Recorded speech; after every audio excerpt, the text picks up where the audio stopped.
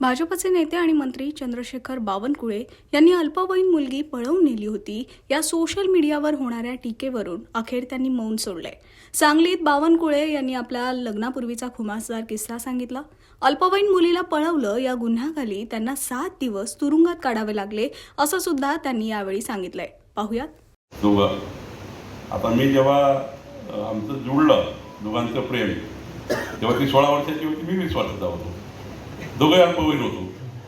आता अल्पवयीन असताना सरिताताई तुम्ही साक्षी आहे, आम्ही दोघं कयामत से कयामत पिक्चर पाहायला गेलो.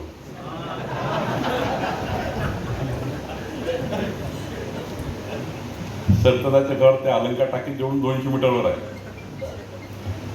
त्या कयामत से कयामत पिक्चर पाहून बाहेर आल्यावर पोलिसांनी आम्हाला पकडलं. फुलारी साहेब म्हणजे आता आम्ही लहान लहान दिसतो, छोटे छोटे 20 आणि 16. तर पोलीस म्हणे मुलगी कोण आहे. तेव्हा घाबरलो पोलिसांना आम्ही. तर ती सांगून नाही आली, मी घरी सांगून नाही आलो. पाहायला गेलो पिक्चर. पिक्चर पाहिल्यानंतर पोलिसांनी पकडलं तर अवघड झालं. आता 16 वर्षाची माझी बायको, मी 20 वर्षाचा. ती ना घरी सांगतायत आणि मला ना सांगतायत काय केलं आम्ही. पिक्चरच पाहिला होता.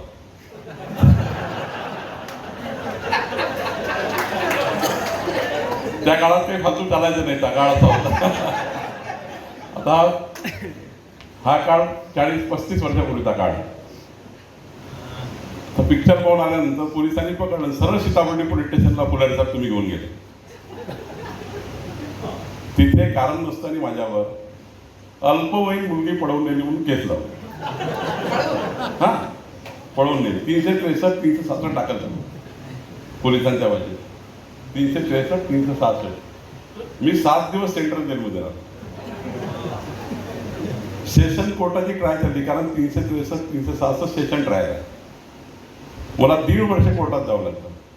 माझी बायको जी झाली आहे ती वारंवार सांगायची, मी पळून नाही आलो, मी दोघे पिक्चर पाहायला आलो, मला कोणी पळून नेलं नाही. पोलिसांना ती वारंवार सांगायची, मी काही पळून नाही आली आहे, मी पिक्चर पाहायला आली आहे. पण नाबालिक मुलीचं बयान घेतं कोण. तिच्या आईवडिलाचं बयान घेतलं. आईवडिलांनी सांगितलं हो बाई. आता नाबालिक असल्यामुळे तिचं त्यावेळी पोलिसांनी बयान काही ॲक्सेप्ट केलं नाही. आणि पोलिसांनी आईवडिलाचं बयान घेतलं, तिच्या भावाचं बयान घेतलं. आईवडिलाला काही माहीत नाही, भावाला काही माहीत नव्हतं काय झालं, हे पिक्चर पाहायला गेले की कशाला गेले. त्यांनी स्टेटमेंट देऊन टाकलं, होय आमची मुलगी गायब झाली.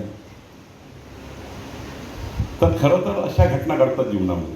मग आमचं लग्न झालं. सेशन कोर्टमध्ये कोर्टाने सांगितलं की अल्पवयीन मुलगी जरी असली, फुलारी साहेब अल्पवयीन मुलगी जरी असली, पण ती ॲक्युजकडनं बयान देते की मी पळून गेली नाही.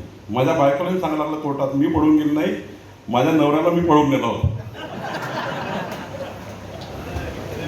आता इतक्या वर्षानंतर 37 वर्षानंतर एक इन्फ्लुएन्सर धाराशिवचा, तो माझ्या जीवनावर टीका करतो आत्ता 4 दिवसापूर्वी. आणि म्हणतो की बावनकुळेंचं आयुष्य असं आहे की लहान लहान पुढी पळवून नेल्या, हे केलं ते केलं.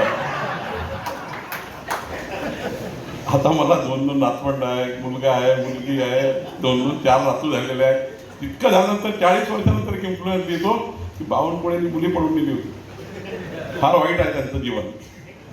त्यालाही माहित नाही माझी बायको आहे थोडी माहिती.